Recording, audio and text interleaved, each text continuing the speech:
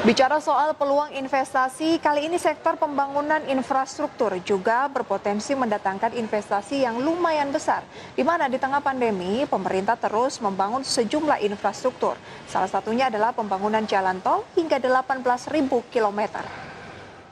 Asosiasi Jalan Tol Indonesia atau ATI meminta pemerintah fokus untuk meneruskan pembangunan infrastruktur hingga akhir tahun 2020. Direncanakan jalan tol sepanjang 2.500 km sudah dapat beroperasi di seluruh wilayah Indonesia.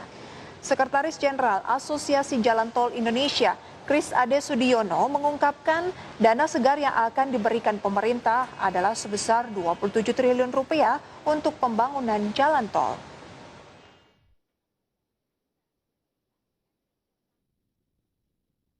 Dampak dari pandemi ini ada di dua aspek.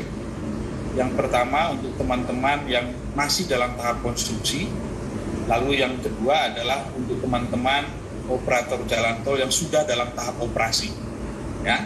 Nah, saya akan sampaikan untuk yang dalam tahap konstruksi, dampaknya memang bukan hanya dari tadi proses pembangunannya. Kalau dari sisi proses pembangunannya kita bertekad untuk terus berjalan.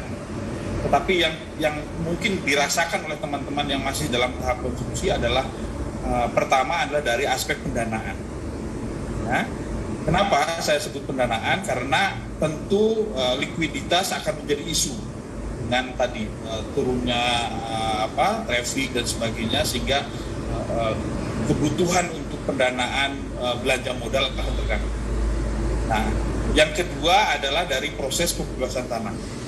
Nah, teman-teman memang merasakan bahwa di lapangan proses pembebasan tanah agak sedikit terhambat.